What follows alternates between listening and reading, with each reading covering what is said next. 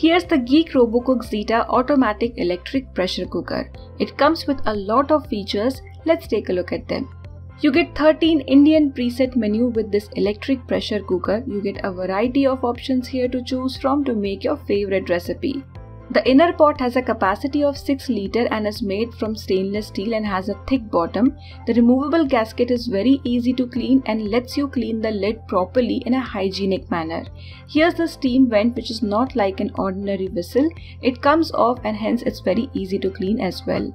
The steam vent also comes with release and lock button, using which you can release or let the steam be inside the pressure cooker. You also get measuring cups, mittens and spatula, and this is the power cable, which is detachable. You get a recipe booklet, and on the app of Geek you get 1000+ recipes. Now let's make some mushroom pulao. I have selected the sauté mode to sauté the ingredients. After sautéing all the ingredients, here I am selecting the cancel button to cancel sauté and selected pulao option. Once it's done, it will automatically go to keep warm mode. You may release the steam manually or let it set on its own. The mushroom pulao looks delicious. After using the cooker, do not forget to empty the condensate collector.